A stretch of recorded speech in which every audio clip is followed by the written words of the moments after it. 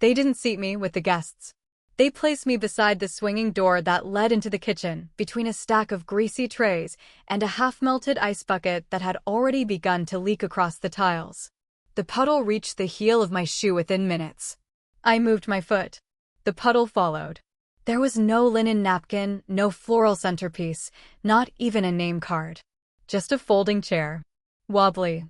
The seat dented inward, as though someone had already collapsed in it and it hadn't forgiven them. I had paid for this night. I want you to understand that before anything else. I wasn't just invited. I funded the entire thing. The Portland launch show, the lighting rig, the poster printing, the venue, the chairs they were sitting in, the microphone she now held like a torch. I even paid the deposit on the hotel suite they'd celebrate in tonight. But they didn't give me a seat. They gave me a corner. From the gap in the swinging kitchen door, I could see the stage. I could see them, Ethan and Ava, standing hand in hand, gleaming in designer outfits that still had store tags buried somewhere in the lining. Ethan had his father's posture and my jawline, and none of my heart.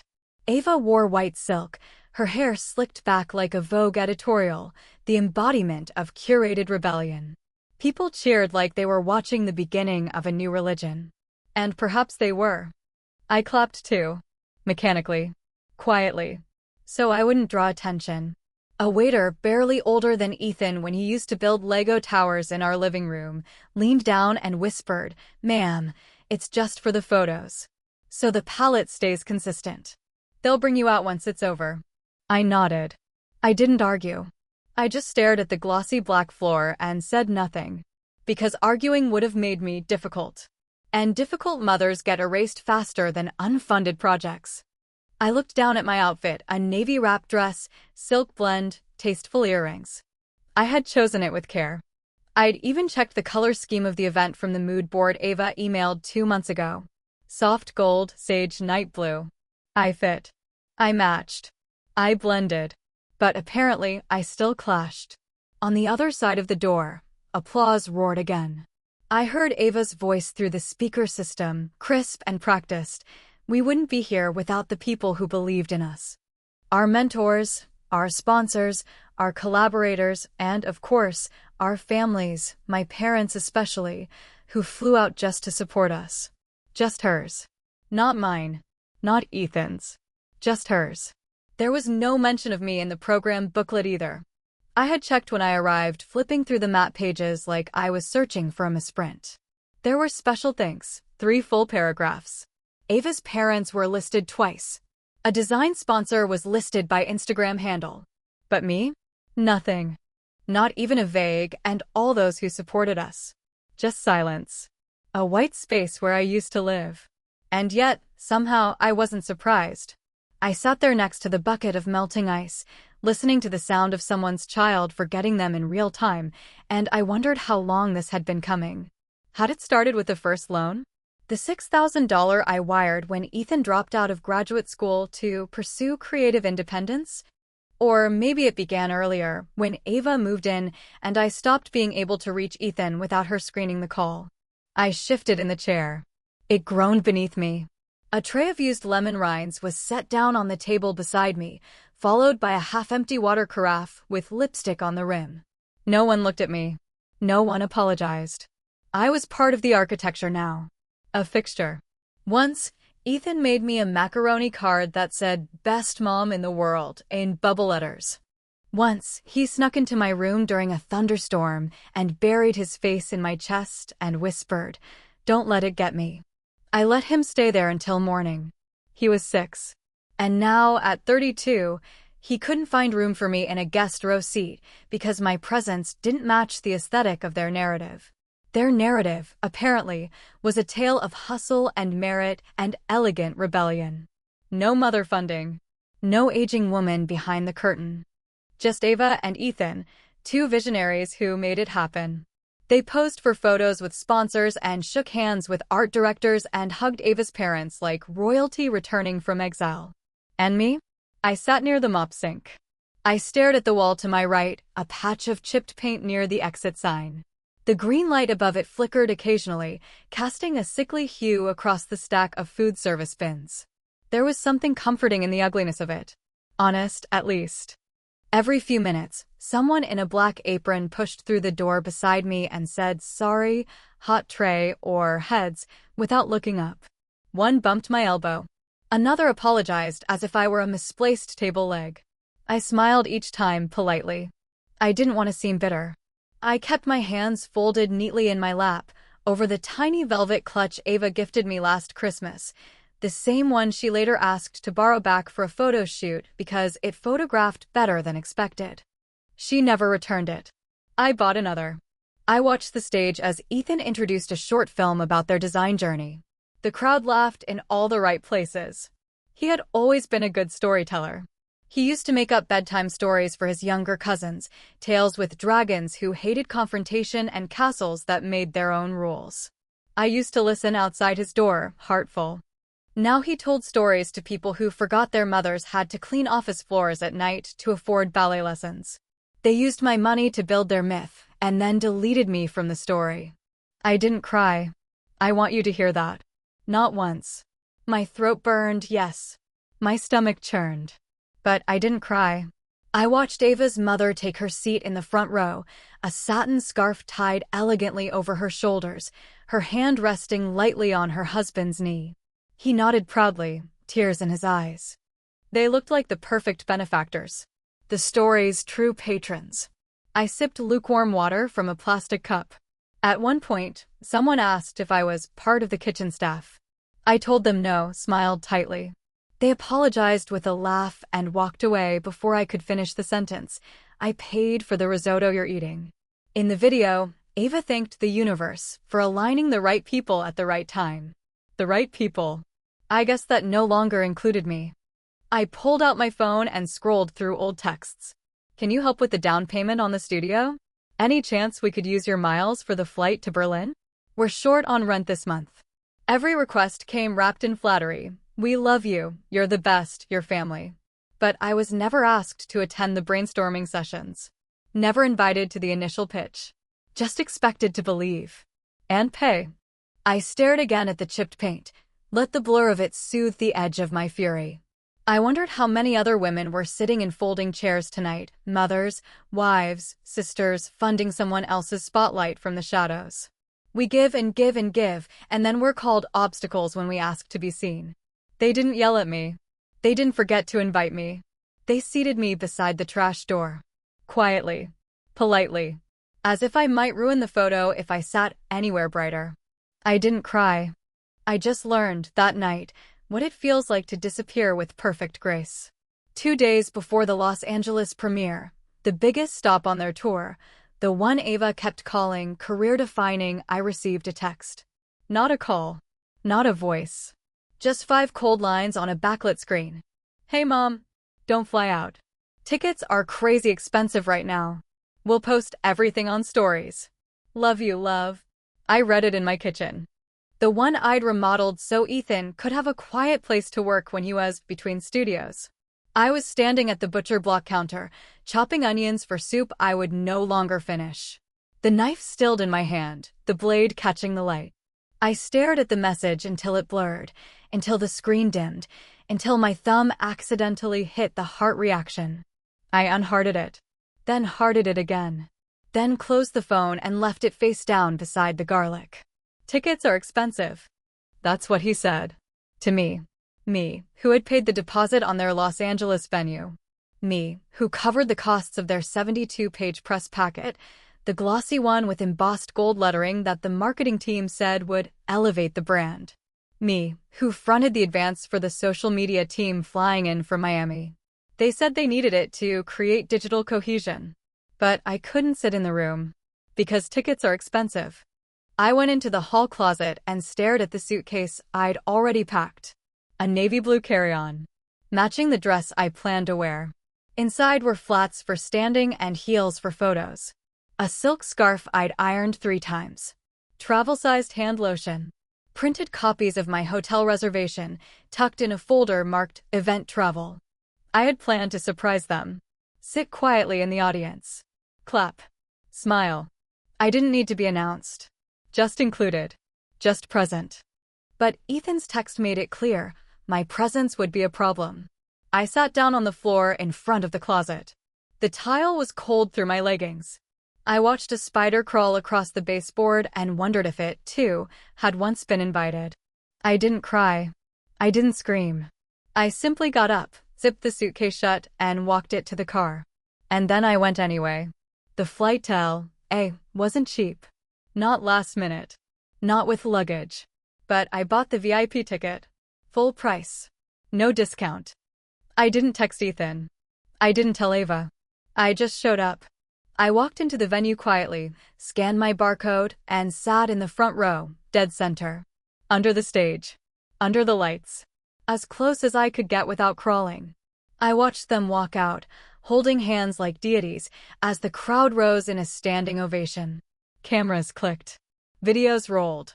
I sat perfectly still, clapping, smiling, dressed in the colors of their brand guide. I had made myself invisible to fit in. And they looked over me like I was part of the flooring. Ava spoke first. Always Ava. We are so grateful for everyone who made this night happen. Our partners. Our press team. Our creative directors. And of course, she said, pausing for applause, our families. She turned to her left and locked eyes with her parents. They beamed. She smiled. Her mother wept into a velvet sleeve. Her father gave a thumbs up that the whole room found endearing. Then Ethan spoke. His voice cracked slightly. I held my breath. I thought, maybe now. Maybe he'll say my name.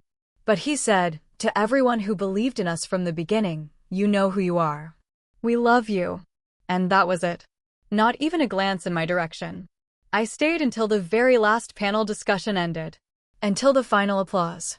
Until the lights came back on and the sound guy started packing cords into a black plastic crate. Then I stood. I straightened my dress.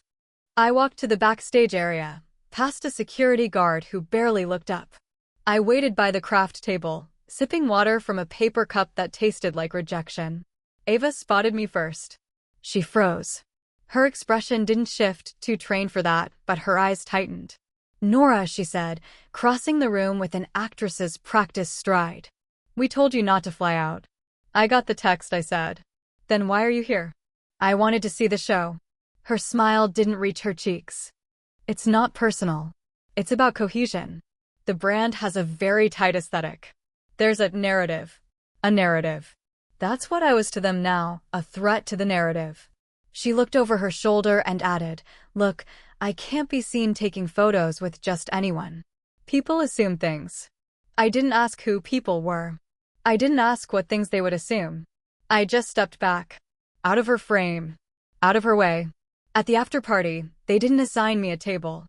Instead, they asked me to wait backstage so I wouldn't interfere with the flow of press traffic. There was no seating. Just a crate of unsorted swag bags and a pile of unused banners.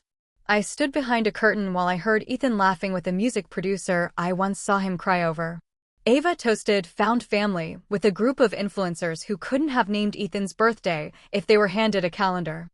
At midnight, they cut the cake, a custom lemon lavender monstrosity with edible gold leaf and a fondant replica of their logo. As the photographer arranged them for the shot, I stepped outside. Not rushed. Not angry. Just done. Outside, the air was damp with ocean salt.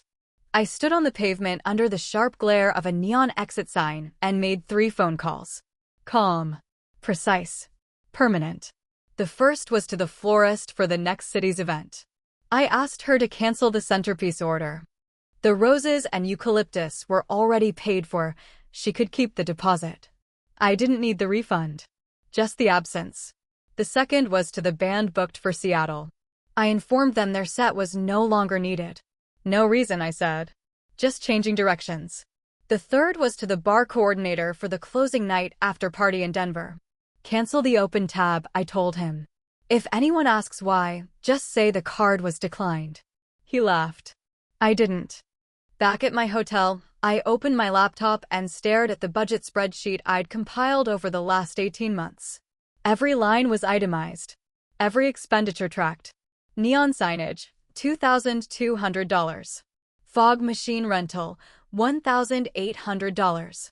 Branded backdrop, $600. Specialty cocktails, $1,400. I hovered my cursor over each cell and read them aloud like incantations. At the top of the sheet was a comment thread from their group chat. One of the bridesmaids had written, "Nora's card covers it. Let's go big. Nora's card. Nora's card. Nora's card." I took screenshots of every page. I archived the email receipts. I saved the Venmo requests. I copied the DMs where Ava wrote, "Can you cover this one? We'll pay you back once merch sales come in." Sales that never did. Repayments that never arrived. I didn't call them. I didn't send an angry text. I just watched their empire of false gratitude begin to teeter. I slept well that night. Dreamless. Deep. As if my body had finally stopped bracing for love it would never receive. By morning, my phone was vibrating nonstop. 17 missed calls. 11 texts. All from Ethan. A few from Ava, filled with the polite panic of someone whose control was slipping. "Mom, what did you do? They're saying the brunch is off. Tell me this is a misunderstanding. Please, just answer." I let them pile up. I wasn't angry. Anger is a flame, it burns out. What I felt now was something colder. Steadier. A clean withdrawal of oxygen from a fire that had been roaring for years. I opened the curtains of my hotel room and watched Los Angeles in its early stupor, sunlight dragging itself between glass towers, delivery vans sighing down side streets. My reflection in the window looked older than I remembered. Not tired, exactly, but emptied of apology. They thought they could humiliate me publicly and still eat off my money privately. They'd spent years training me to believe that silence was love. That motherhood meant invisibility. That funding meant belonging. Not anymore. The florist called first. She sounded hesitant, as though she'd just been caught between clients in a moral dilemma. "Mrs. Hale? Hi, it's Colette from Bloomhouse. I just wanted to confirm, are you sure about the cancellation for the Seattle event? We've already ordered the stems." "Yes," I said. "Keep the deposit. Consider it a gift." "Oh, well, thank you," but they seemed very surprised when I told them. They said it must be a mistake. "It's not." Colette hesitated. "Is everything all right?" "All right," I repeated. "It's finally all right." I ended the call before my voice could betray even a tremor. Next came a text from the event coordinator. "Nora, we've got some confusion here. The Sunday brunch is apparently off? Ethan says he didn't authorize that. Can you confirm?" I typed back slowly, confirmed. "All auxiliary events are canceled. Contractually, I am the authorizing party." No greeting. No sign-off. Just the clarity of someone who had remembered her own name in a room full of noise. Within minutes, the phone rang again, a new number. "Hey, this is Lenny from the Velvet Room. You're the one who booked the after-show bar package for Denver, right?" "Yes. Just checking, because we got a notice to pull the open tab after 11 p.m. That's kind of unusual for a wrap party." "Not unusual," I said. "Necessary." He laughed uncertainly. "Should I, tell your son something? Tell him the faucet turned off." Click. Silence. 3 calls. 3 cancellations. When you've been a financier in disguise, revenge doesn't come with shouting, it comes with signatures. Paper. Policy. Clauses that the golden children never read. Every contract for their tour had my name above the sponsor line. I was the guarantor. The fallback. The idiot with an open checkbook and sentimental wrists. They had never bothered to learn the details. They thought the world ran on charm and hashtags. They didn't know the florist needed a final authorization code. The band required my digital approval to receive deposits. The bar tab was linked to my account. And when I withdrew that code, everything began to fall. Around noon, the hotel manager knocked. A man in a navy suit, courteous but cautious. "Miss Hale, there's a representative from the venue downstairs asking if you'll be extending coverage for tonight's installment. They said you usually handle the payments." "I used to," I replied. "Not anymore." He nodded, uncertain whether to offer sympathy or stay professional. "Understood. Should I have them contact someone else?" "Let them figure it out." He lingered, polite. "For what it's worth, ma'am, I saw the show last night. Your son's work is impressive." Was. I smiled faintly. It was impressive. When he left, I sat on the edge of the bed and looked at the folder of receipts I'd printed before flying out. Line after line of expenses, sound equipment deposits, catering advances, venue insurance, design props, printing costs. Every indulgence had my signature beneath it. And at the top of their group chat screenshots, captured months earlier, late at night when I'd sensed something would eventually break, I saw the message that hardened my pulse into steel. Her card covers it. Let's go big. Not Mom. Not Nora. Just her. An invisible wallet with sentimental strings. I had taken screenshots of every message. Labeled each image. Stored backups on a flash drive. It wasn't vengeance, it was record-keeping.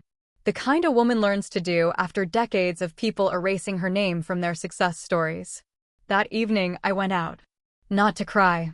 Not to drink. Just to walk. Downtown smelled of exhaust and ambition. Billboards glowed with faces younger than mine, selling dreams I'd already paid for once. I passed a mural of two hands reaching toward each other, fingers almost touching, painted across a crumbling wall. Beneath it, someone had scrawled in black marker, "No one owes you recognition." Maybe they didn't. Maybe recognition was a myth we sold ourselves to survive exploitation. But respect, that was owed. And I intended to collect it, not through their guilt, but through their collapse. I bought a cheap sandwich from a street vendor and ate it standing beneath a flickering streetlight. The man smiled as he handed it to me. "Rough night, lady?" I shrugged. "Transformative." He laughed. "That's one way to put it." Back at the hotel, my phone buzzed again. A new tone, the one reserved for bank alerts. I opened the notification. 2 new charges. $740, mixology tasting package. $560, enhanced dinner reservation. The restaurant name was familiar.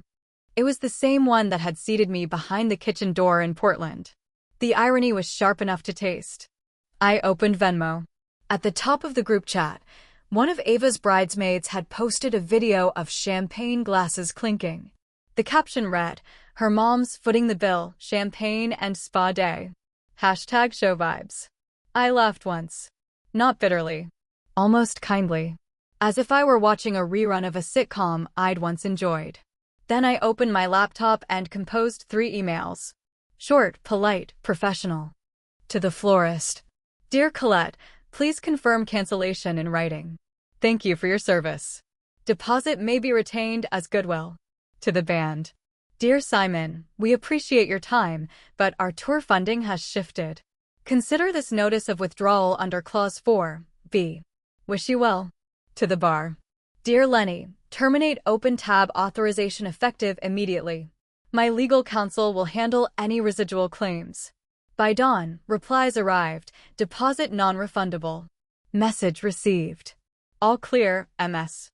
Hail. Perfect. I didn't need the money back. I needed the faucet closed, the illusion punctured. Let them learn what happens when the quiet woman in the back of the room stops paying for the music. I made coffee, the kind that bites your tongue awake, and watched the city blush into morning. Outside, delivery trucks groaned under boxes of someone else's dreams. Inside, my phone buzzed again, another text from Ethan. "Mom, stop overreacting. We'll fix it. Can you just talk to me?" I typed a reply, deleted it, typed again. Finally, I sent nothing. Because what is there to say to someone who mistakes accountability for cruelty? He thought I'd done this out of spite. But spite requires love. And mine had been used up, line by line, expense by expense, until all that remained was the calm of a closed account. At 9 a.m., the publicist emailed. "Hi Nora, just checking. Do you still want your name listed under private sponsor for the upcoming press release?" I replied, "No. Remove my name entirely. I was never here." 5 minutes later, confirmation arrived. Done. Just like that, I vanished officially, erased as neatly as they'd wanted all along. Only this time, it was my decision. That afternoon, I walked past a boutique window displaying one of Ava's new designs, a minimalist beige coat priced higher than my first car. Beneath it, a sign read, "Sustainability is love." I laughed out loud. The clerk glanced up, startled. Maybe she thought I was crazy. Maybe I was. But it was a good kind of madness, the kind that comes after decades of holding your breath. I pressed my palm to the glass, left a faint smudge, and whispered to my reflection, "You paid for that, too." Then I turned, straightened my shoulders, and walked away. For the first time in years, no one owed me anything. And I didn't owe them either. By the time the hotel corridor quieted, my phone had already betrayed me twice. First, a soft ping for the $740 mixology tasting. Then another $560 tagged Enhanced Dinner Experience. Both appeared under the same restaurant name, the one that had hidden me behind its kitchen door. Apparently, humiliation came with refills. I sat at the small desk by the window, light from the neon sign outside slicing across the page of my notebook. I still keep notebooks. Screens are too forgiving, paper holds guilt better. I wrote the numbers down in tidy columns, then drew a single black line beneath them, the way accountants mark death. 48 hours earlier I had turned off the faucet. Yet somehow they were still drinking. I opened my banking app and scrolled through the recent activity. The list glittered with indulgence, charges that read like diary entries of excess. Ava and Company. Beauty Supply. Uber XL, Studio Transfer. Irritable Premium Upgrade. Everyone stamped with my card's final 4 digits. They hadn't even bothered to remove it from their auto-pay accounts. To them, I was infrastructure. The hotel air conditioning hummed like an indifferent witness. Downstairs, the night auditor printed reports on glossy paper, checking figures that would soon lead to someone else's panic. I imagined the click of his calculator as a distant metronome for my resolve. I made tea. No sugar. Just the bitterness. At 1:03 a.m., my phone vibrated again. A new Venmo notification. Champagne and spa day.